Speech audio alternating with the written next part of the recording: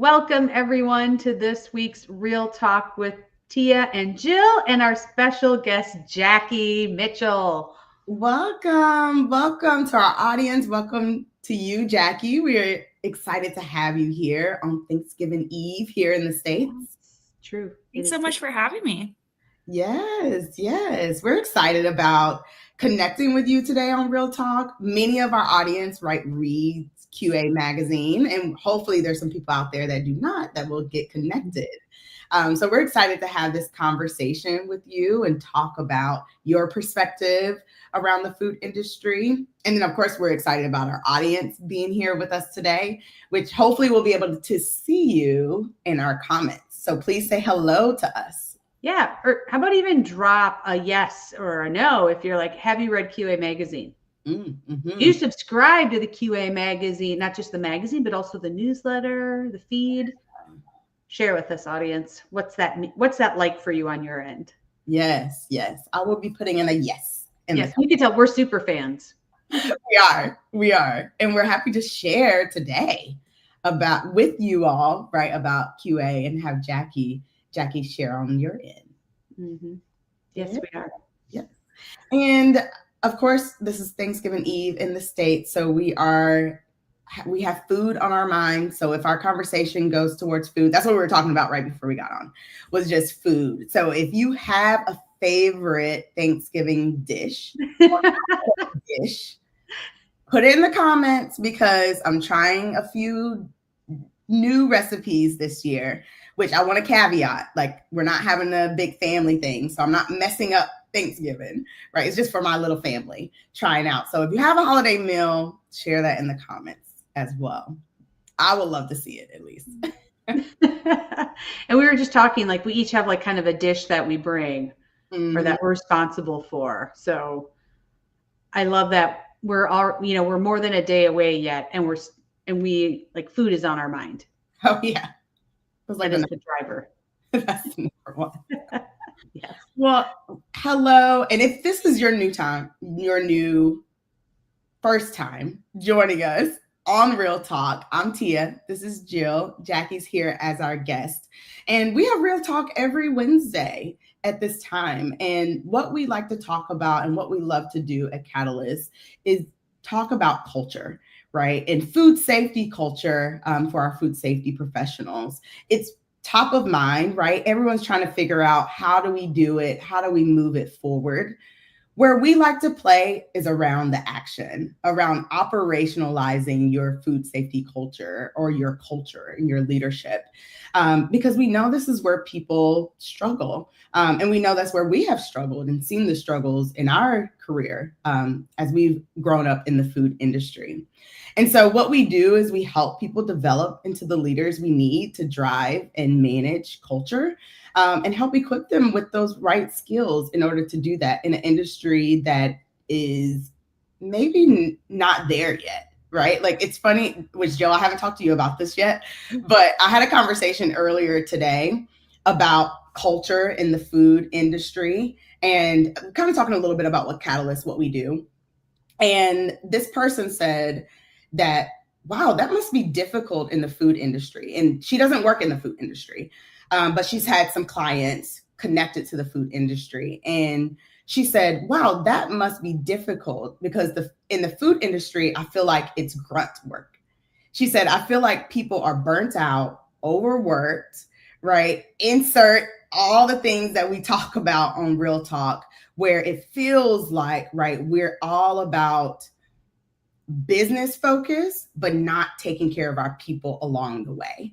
And that's why Catalyst was invented, is because we know we have better business outcomes when people feel connected to the work that we do, that they enjoy showing up to work, that they feel like they have this balance, whatever that means for them, between work in their life, that their company cares about their well-being, right? And that they're full whole beings, whether they're at work or at home.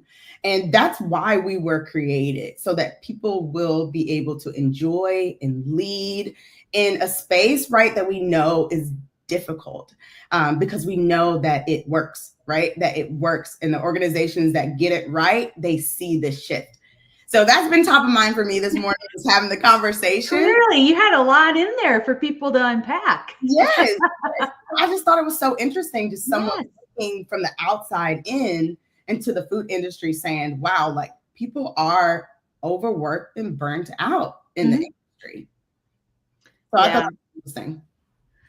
Well, and and I think that's part of why, like having Jackie here, that's part of what we love about what you do at QA Magazine is that you look for new perspectives Yes. and really think outside of some of the, I'm going to say, kind of traditional mainstream publications, and they're all good, but they all have a different purpose. And I love that QA Magazine often is looking for, like, what are some of the newer things happening, or these really, I love how you showcase these great stories that show things are possible. Yeah.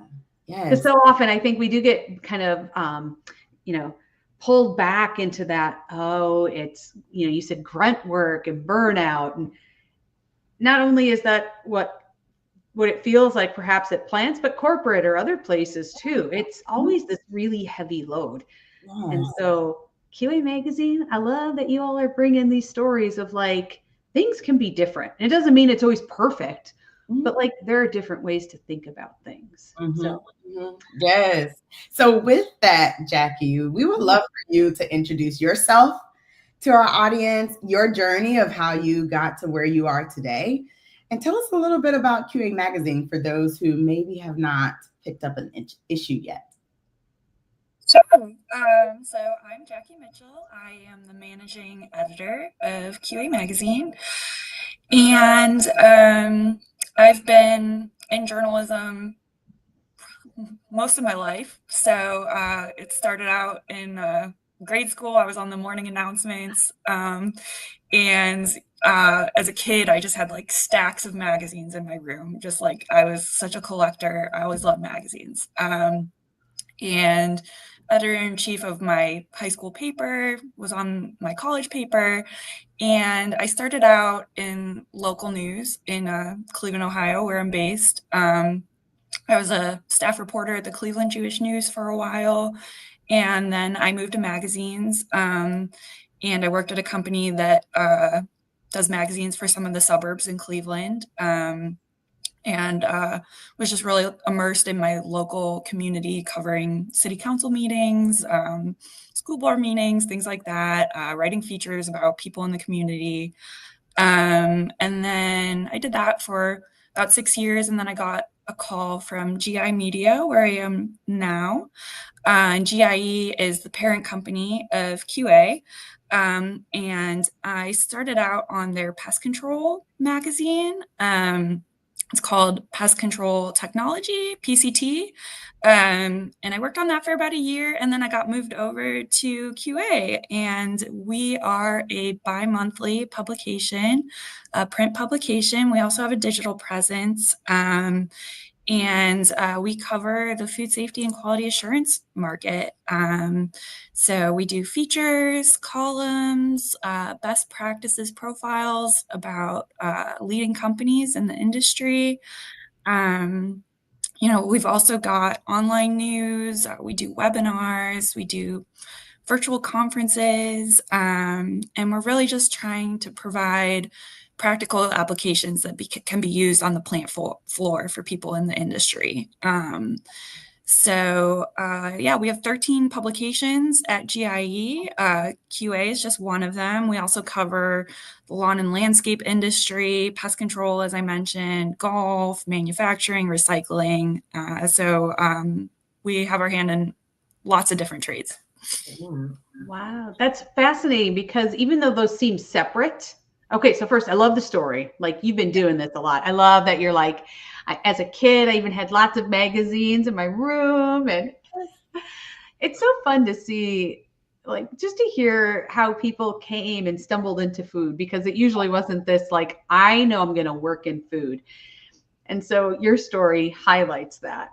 Yeah. And I love how in the GIE brand, or in their empire, there's these other publications that would seem not related, but yet, I mean, there's so much overlap, and food is such an interdisciplinary area industry Mhm. that, I mean, I don't know if golf applies. I mean, kind of, but some of the other ones. We'll talk about networking, right? You got to know how to Yes, go off the network. At least Yeah, that's what. that's right. right. Yes. Oh, and before we go too far, I want to say good morning to Elena and is it Tasia? Thank you for joining. Yes. Thank you. Yes, we love having these conversations because as we are trying to find roles and where we can make a difference, that's why we're here, Real Talk, to like what is happening out here. And of course, QA Magazine, as Elena says, is essential to help educate and keep our industry informed. And I Yeah. think Jackie and her team do a fantastic job. Yes. And you mentioned your presence around, your actual physical magazine. You have columns and blogs, and you have your e magazine as well, your e newsletter. How do you gather your content? Yeah. So we have kind of like a framework that we follow to like keep everything kind of organized in different categories. I would say that we have topics that we revisit pretty frequently, like traceability, working with pest management providers, allergens, food safety culture, pathogen detection, recall management. Those are things that reappear on our editorial calendar basically every year. Those things that we're constantly revisiting, maybe from a different angle. But that kind of gives us a framework to jump off of. And we do a pest control feature for every issue. I think that's one of our strengths because we do have that pest control magazine and we have people on our staff who have been in that industry for a long time. And of course, there's crossover into the food industry as well because, you can't have a safe food product if you got pests involved. Right. So that's something we cover consistently. And then we also have annual supplements. So we have those topics that we revisit. We have a university spotlight where we are looking at food safety programs in universities. And we do a training and continuing education one as well, and sanitation. So those are things that we keep coming back to. We also do facility visits where we're looking for companies in the industry that are, that will let us in behind the scenes to kind of see what their food safety and quality assurance program is like. So I will go and tour the facility and go step by step through every process. We turn that into a story. We also do profiles of people in the industry. The back page of our magazine is always a life lessons profile. And so we talk to people in the industry about the lessons they've learned over their career.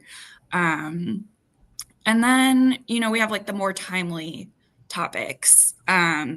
So what's going on in the industry or in the world right now, and how does that relate to food safety? So, for example, we did a story on diversity, equity, and inclusion, which is something, that a topic that lots of people have been talking about, and we looked at it from a food safety angle. We've also done a story about food safety during times of crisis, and we kind of tied that into the war in Ukraine and, how people are getting safe food in those places during times of crisis. And then, we also have research-based content. So we do states of the market. We partner with a research company called Redex, and we send out surveys to our readers and survey them about things like cockroach control, rodent control. We've surveyed them about leadership, and then we build these reports based on that information. Another thing we do is columns from experts. So we have someone in Spain who's looking at the international food landscape. We have pest control experts sharing their advice. We have people talking about regulatory issues. So we have those columns in the magazine every issue. And And we really get a lot of input from, we have an advisory board of just people in the industry who are working in the industry, and they share, what they're seeing and what they would like to see in the magazine, and other industry friends like you guys who help us out and tell us when they think there's something we should be covering. Yeah, that's amazing. And full disclosure, we've written for QA Magazine, right? We wrote the DEI article, cover story that you talked about, and I sit on the advisory board. So we're connected. And one of the reasons why we love being connected to you all is because of the things you talked about and the stories that you carry from organizations and the work that they're doing and highlighting that work and being, like even just the war in Ukraine and how that impacts food and having this like global oversight around it. I mean, it's just, Jill mentioned it earlier, just you all being so innovative around your stories, right? And bringing these different perspectives that we don't see a lot in the food industry and targeted to food safety and quality. Yeah, I know even in the last year, Jackie, like two that stand out that I really enjoyed was the one where you did food safety in Hawaii. Yes. Yes. Because you don't think about like on an island, like how does that work? And it was eye-opening to go, I mean, obviously many similarities, but there are some other challenges that you don't even consider because, once again, islands. Right. Yes. That was fantastic. If you haven't read that one, check it out. And of course, I've always, sprouts always get picked on with pathogens. And I love the story where you highlighted like the new ways that they are growing and processing sprouts so that they are safer. And I wouldn't have gone to hunt that story out myself. So I love the features. I'm a little biased. I love the features. Me too. My favorite one that stands out is the one that you did on the Dum Dum suckers and just the background, right, of these lollipops and like how they kind of came to be. And then they talked a little bit even of like the secret flavor, of Dum Dums. And so I love those stories too. And they stand out. They also help connect, I think, people, or, at least for myself, help connect what we do to the broader picture. Right. And we talk a lot about this because we talk about culture in leadership, but sometimes we forget that we're there to help fulfill a broader mission, right? Our purpose of the organization. And so being able to see is one of the reasons I love working in CPG is that I'm able to like work on this product, right? And see it on the stores. And you all do such a great job of bringing out that purpose and that story for a brand or for a situation, right? Like the sprouts. So I think that that's fantastic. Yeah. Thank you. Yeah, we actually have a question coming in from, is it Tasia? I'll have to, if I'm pronouncing your name, probably not correct, but I hope, let me know. You said you've got one question. You're working as a LinkedIn content creator at the IFT Food Safety and Quality Management Division. And your question is, how do you validate the content that you post? That's a great question. Jackie, I'm curious, like your insights, because I'm sure this question probably comes up because there are so many different perspectives and we use data, but there's times we don't use data. Like, what does that look like when we think about the information we put out and how we validate or stand behind it? Yeah. I think, we have a pretty like rigorous fact checking program that we follow with all the content that we put out, where, we interview sources and then, we go back to them with any of like their direct quotes or any specific information and say, did we get this right? Because you want to make sure that what you're putting out there is correct. And with some of these topics, it can get really complex. Yeah. So I think just, verifying with the experts and making sure that things are accurate is really important. Yeah. And I think that really kind of sets you apart. I know T and I, we've participated in some writing for some other organizations where there's kind of this, hey, just give us information about this. And then you don't have any idea. They don't come back and go, Yeah. The part that we plucked out of what you gave us and they insert it somewhere, is that within context? Is Right. it truly accurate in the bigger picture of what they're writing? And that was a little bit challenging. So actually, we really don't work in that space at all anymore, because there isn't that second step that you talked about with Mhm. kind of that validation of, does this actually represent that? And is it something that we're going to put out there with our name on it? Mm-hmm. Yeah. Yeah, and that's important as you are making posts, and especially as you're making posts or magazines, right? From this perspective of truth, almost, right? Like to gain this different perspective that you want your readers to have. For sure. Well, I would imagine too, there's so much information available to us, and there's so much data that no matter what perspective you take, or maybe what angle you initially start with, there's always going to be more information out there that you actually just aren't even aware of. I mean, Right. I always say, I don't know what I don't know. Right. How does that even play out? Like, as you're writing things or kind of publishing, like, does that factor in, or? Oh yeah. I mean, the people I'm interviewing, they're the experts. I'm not the expert. I am passionate about food, but I'm not the food safety expert. So, sorry, remind me of the question. It's kind of the like space of like, you don't know what you don't know. So I mean, like, right, you could put out a story and someone could be like, you totally missed this side, and completely plausible, because there are pockets of information that we don't even know how to access. Sure. Yeah. So, I mean, I think it's one of my favorite parts about the job is just like how much I learn every day. I'm always learning something new, and that is so fun. It is a challenge, to constantly be learning something new, and also being like able to communicate that through a story in a way that is accessible to people. Yeah. So yeah, it can definitely be a challenge, and I think we always try to get multiple perspectives when we can in a story. So we're not just talking to one person, we're talking to multiple people, and trying to get as full of a perspective that we can. Yeah, I agree. I think that that's important because of, we don't know what we don't know, like what Jill was saying. And a lot of us read magazines, right? And picking up these articles to learn a different perspective, or to see, a different perspective. Even if it's like, I wonder if they agree with me, right, on the path forward. At least hearing those different perspectives kind of opens that up for us. Mm-hmm. So I'm curious, at QA Magazine, you kind of talked about topics that you include every year. You also save space for these like timely topics. What would you say are the topics that you're hearing right now that's top of mind for the industry?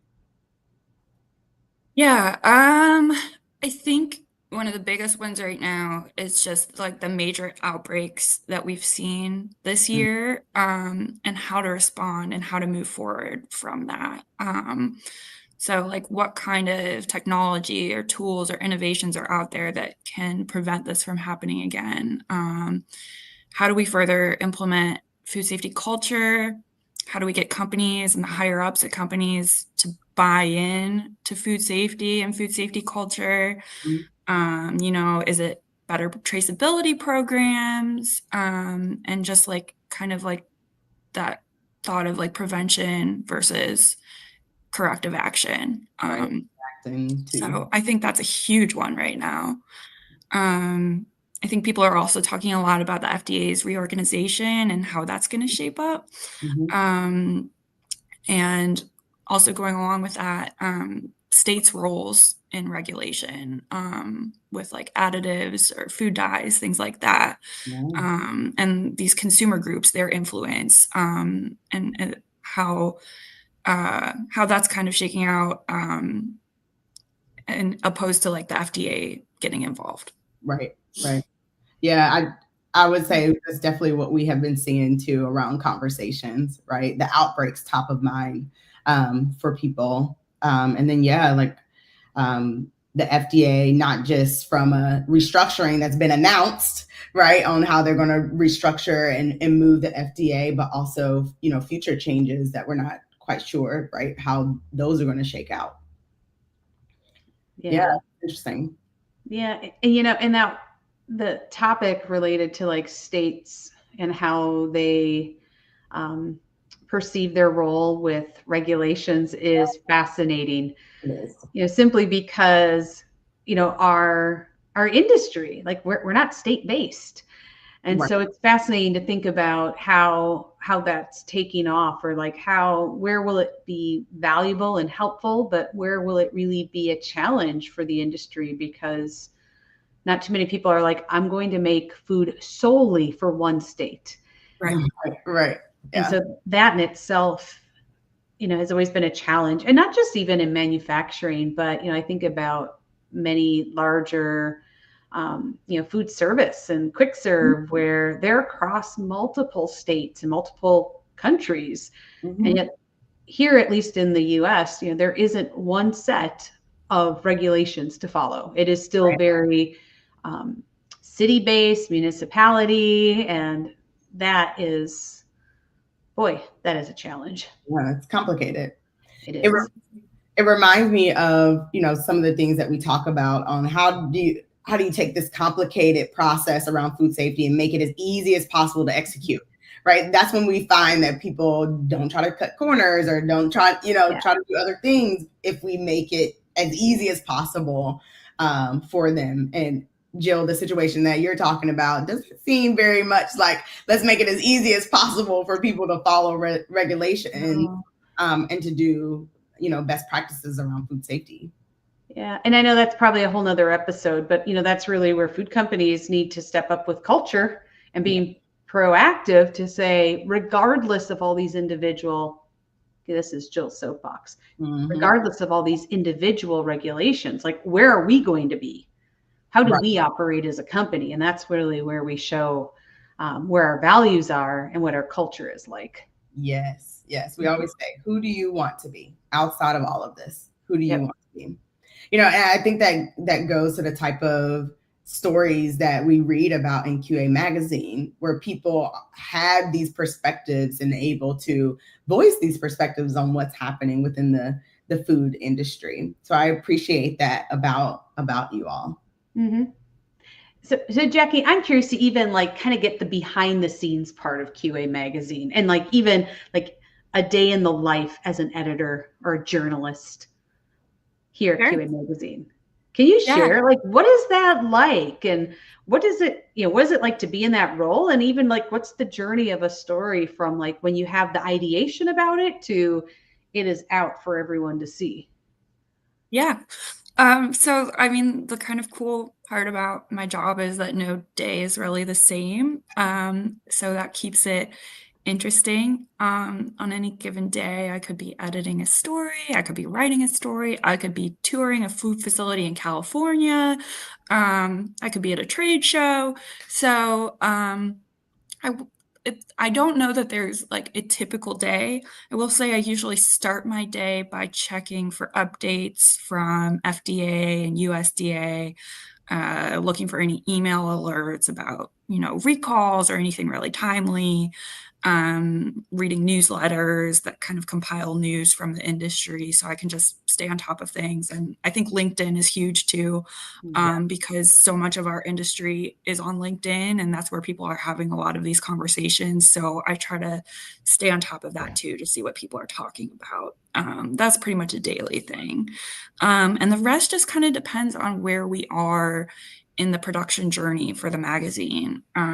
So some days I'm coming up with story ideas and assigning them to our freelance writers. Some days I'm editing features and columns and sending feedback to the writers, compiling stories for our weekly newsletter, something I do every week. And then there's the travel, like I said.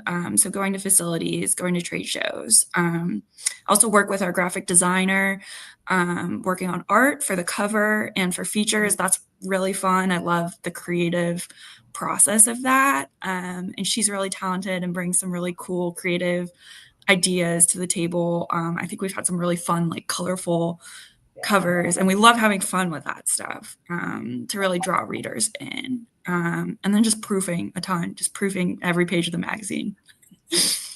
That's awesome. You talked about like coming up with stories, right? Mm-hmm. How many of your stories do you typically get from conversations you see happening on LinkedIn or alerts that you're getting, that kind of thing? So many of them. I mean, they all come from conversations we have with people. We get so many ideas when we go to like IAFP or Food Safety Summit. Just, anytime we can bring people together. And then, online as well.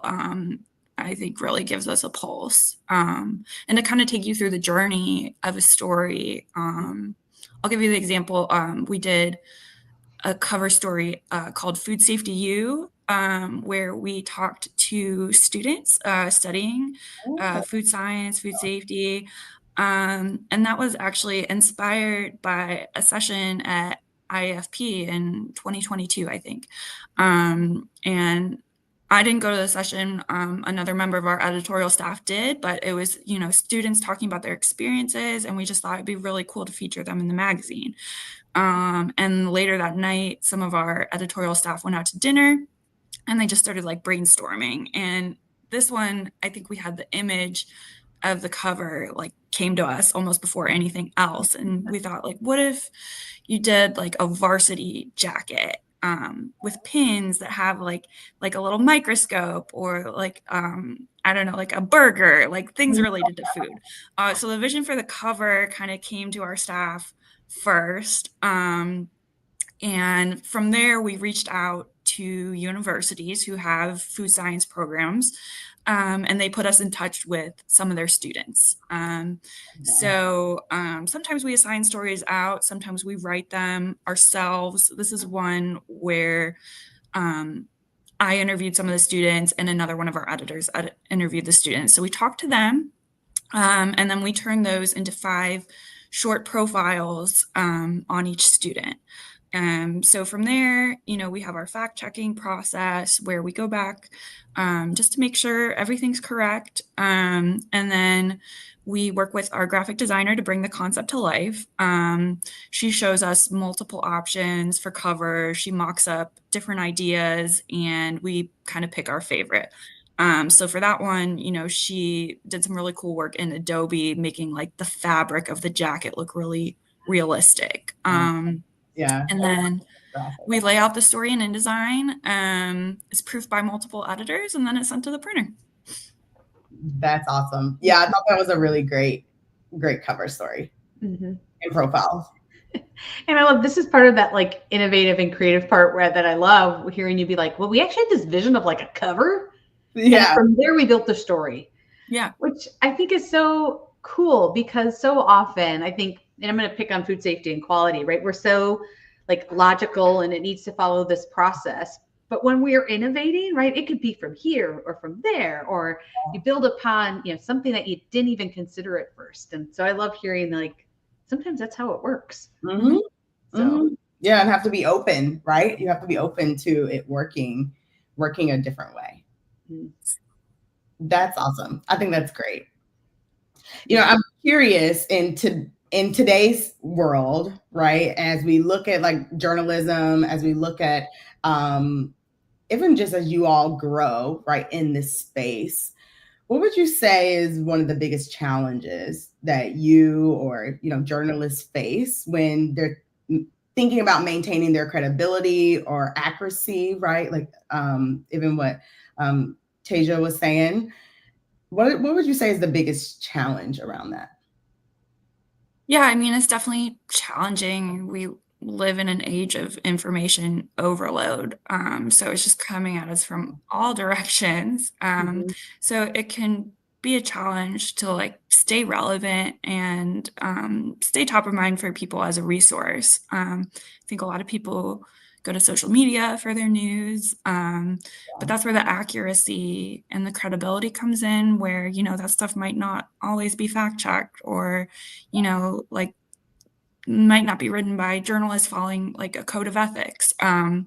So That's definitely a challenge. And I think, we just have to stand on those ethics that, that we follow.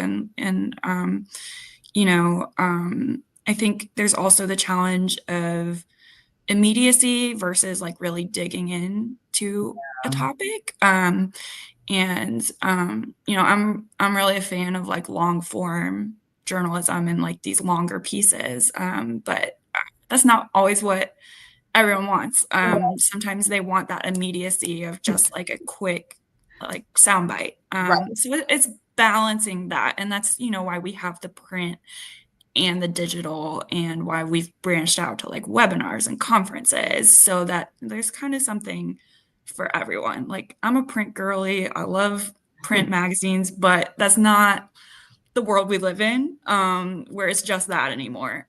So it's kind of, to stay relevant, you kind of have to have all of these different outlets for people. And we're trying to get more into like video content and more digital offerings to stay on top of that. It's very popular. Well, I'm curious, like, what happens if you make a mistake, right? You publish something that maybe fell through the cracks or didn't quite represent what you wanted, or what happens when a mistake like that happens? You just have to own up to it. Like, there's no getting around it. If you make a mistake, you gotta acknowledge that and, work to correct it, and make that visible in print. So I think, luckily it's not something that happens too often for us. But it does happen. It's, people make mistakes, or, you might not get the full story, or, things come up. So yeah, I think just owning it, apologizing and moving forward in the right direction. Yeah. I mean, like Tasia was saying that, opening it up, saying these are the resources that are used. If there's anything wrong, or even if you want some other discussion, like, let's have more discussion. Yeah, just opening up that discussion, allowing more voices in, sharing those perspectives, and making sure that they're heard. Yeah. Well, I think that's so important as we think about the industry, because, we have a lot of knowledge that's on the cusp of retiring and shifting really their roles in the industry. And so, even as we think about, this group was pretty steadfast in some of these major transitions we had, whether it was HACCP and GFSI coming, and then when FSMA first came out, like, people that kind of helped shape where all of that was going are kind of on the side of like getting ready to kind of play a different role or even exit the industry. And so one of the things I love about QA Magazine is that you really seek out other voices of people in the industry at different stages and at different stages of their career and different roles within the industry, so that we have more voices being heard and sharing perspectives. Yes. Just like you talked about the student, right? The student spotlight. Yeah. And that's important. So important, because for culture, it's important to have different voices. And we talk about it all the time, where we are trying to tackle culture the way we tackle processes, right? We're trying to use the same type of tools to move culture forward, but people don't work that way, right? There's a reason why behavior science is a different science discipline, because it's very different than quality management, right? It's very different than writing an SOP, right? Or hazard analysis, or even problem solving, right? Problem solving tools. Those are great. They're complementary, right, to humans, right? Because humans are doing that work. But for culture, we have to have different tools and look at it in a different perspective that we might not be used to. And that's what I love about the articles that you all have in this innovation, is that you bring in these different perspectives. And even just, Jackie, even the articles that you write, right? Not even coming from the food industry, but have this experience, right? In the areas that you do have experience in, and interviewing people in the industry, even that represents a different perspective on how we see things. And so I always appreciate that perspective coming from QA Magazine. And one of the reasons I love reading your stories. Mm-hmm. Yeah, I'm curious, what is it that like you hope for most that industry professionals take away as they are, I'm going to say, kind of consuming these different modes of communication that QA Magazine has? What is it that you hope they really take away? I mean, we hope that we're bringing them practical information that they can apply to their everyday jobs for sure. I think that's one of our main goals. We're bringing the experts to you and making that information more accessible to people.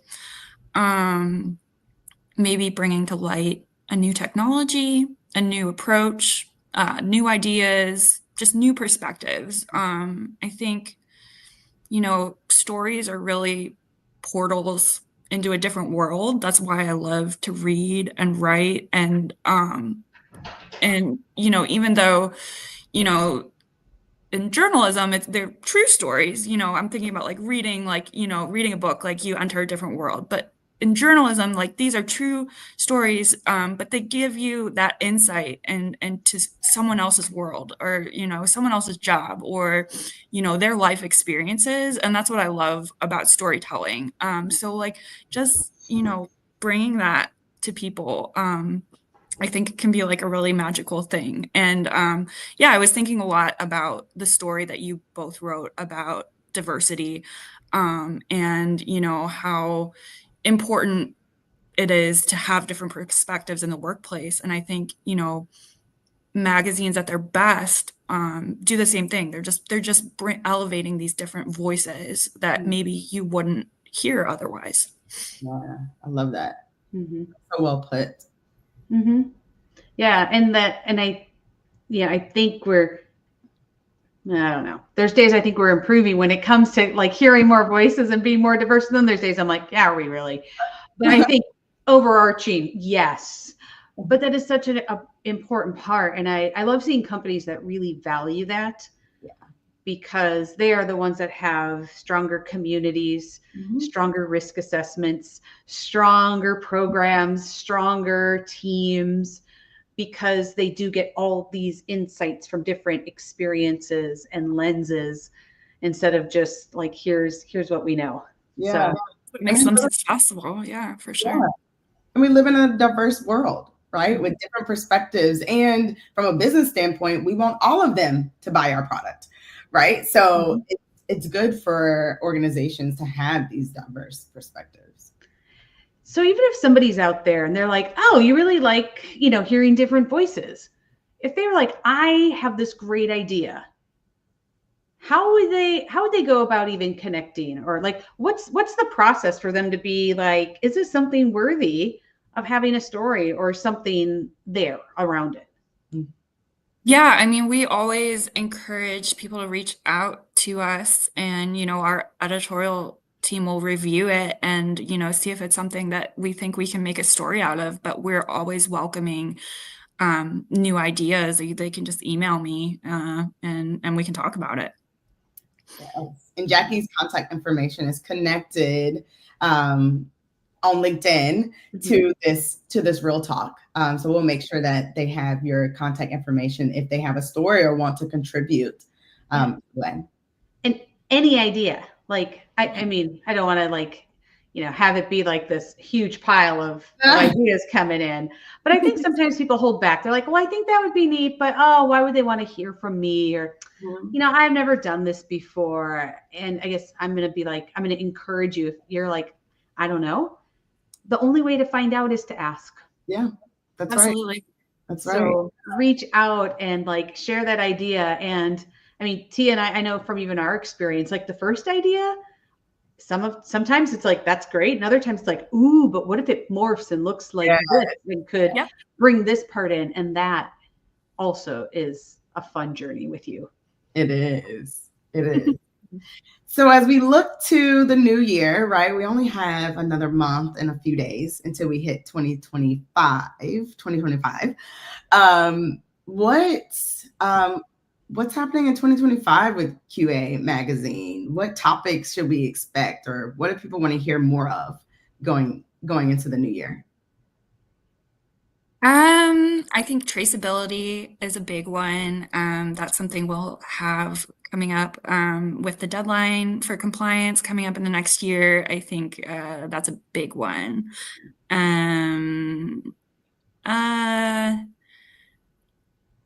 I would say food safety culture, always something we're talking about. That'll be coming up on our editorial calendar. And continuing to visit these facilities who are, doing these new approaches. That's something that we will continue to do. And IFP is in Cleveland this year, which is where we are based. So we're really excited about that. We have some fun things in the works for that. Okay. Yeah, because it'll be in our hometown. So yeah. Yes. And then talking about food safety culture, before the end of the year, you all have a food safety culture conference coming up on Wednesday, December 11th. We do, yes. And you two will be speakers, which is great. We will be there. So that's where we will be during Real Talk that week, I believe. So we're excited about that conference. And that's one you've done for a few years. Yeah. Mm-hmm. Yeah, and there's other speakers too. So if you're like, gosh, do I have time? Like, register, because one of the other things is, right, there's always, if something comes up and you're not able to make it live, of course we hope you can, but replays. Yeah. And even watching later is, that's the beauty of some of what we have today, which is, on demand to be able to get information and rewatch. So yes, if you register, we will send you the link to the recording, even if you weren't able to make it, and then it'll also be on our website, so you can at your convenience watch it. There you go. And after the show today, I'll drop the link in the chat so that people can access it there too and sign up. Yes. I love it because it's not a full day, right? It's a good amount of time, a good amount of speakers. To listen to and get new perspectives from. So we're excited about being a part of the day, and we're excited about hearing the different perspectives from the conference. It's a great one. We are. And since you've already asked, I'm going to go in and see if I can put it in without causing any other things to pop up while we're doing this. So I'm going to drop this in here while we're wrapping up. Perfect. Thank you. Okay, Jackie, as Jill's doing that, are there any last minute takeaways you want to make sure that our audience walk away with from today? Yeah, I would say, we want to continue sharing different perspectives. So if you do have an idea, please reach out. I encourage everyone to check out our website. It's qualityassuranceMag.com. And that's where we'll have daily updates around the industry, as well as our magazine. You can access it digitally. And it's also free to subscribe to the print edition. And you can find that information on our website as well if you're interested in subscribing. Awesome. And join us for the Food Safety Culture Conference in December as well. Jill, putting the link in there. It keeps telling me it's failing to post. So you know what? We will get it in there somehow.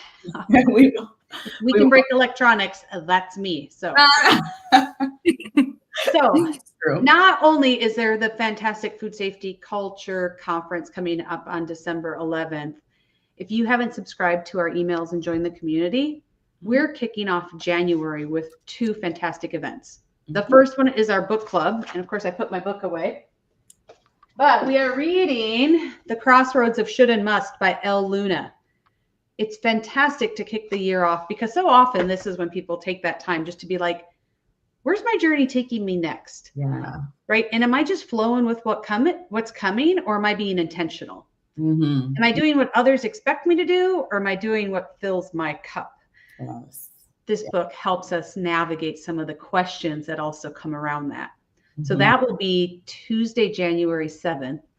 And then on Wednesday, the 8th, during this Real Talk time, we're going to host a workshop so that we can actually not only just read the book, but we're going to work the work from the book. Our favorite part. Yeah, that's my favorite part too. So there will be emails and information for you to be able to sign up for those as well to kick the year off with a plan of personal, professional, like where have I been and where am I going? And where do these intersect and support each other? Or sometimes maybe they don't. Mm-hmm. But gaining some awareness on where you are taking your journey. Yes. And if you have not joined us for a book club session, I've been a part of some book clubs and I might be a little biased here, but Jill leads it and it is fantastic. It really is fantastic. And so if you haven't joined us, join us, check it out. This book has been on my list for a little bit. So I'm excited about reading it. And then of course, I'm super excited about the workshop and doing the action, because we hope in 2025 that you see real movement in your overall well-being, in your personal life, in your professional life, in culture, wherever you are working on your goals and moving forward. We hope that 2024 is the last year that you have to say, man, we're in the same spot, right? Or have made little movements in food safety culture or in my team or insert, right? Next year, it is the year of you, and we hope to help you get there. So I'm excited about our kickoff events. I am. And I'll put all the links in the chat after this, because then maybe LinkedIn will play nice with me. So thank you for the comments, Elena and Teja. Great to have you here. We appreciate it. Jackie, so grateful that you are spending this time with us and our audience.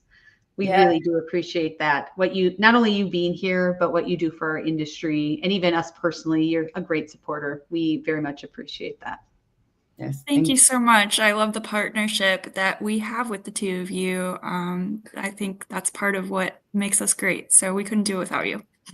Well, thank you. Thank you. We appreciate that. We do. All right, everyone. Happy Thanksgiving to you all. I'm almost like jumping to like December already, but I'm gonna take my time. Happy Thanksgiving to people here in the States that are celebrating. We hope that you have some time doing whatever it is you like to do, family time, personal time, alone time, whatever it is you want to do. We hope that you get to do it over the holiday weekend. Yep. And we'll be back here same time, same place for another Real Talk. We hope to see you then. Until then, make it a great week. Bye, everyone. Bye, everyone.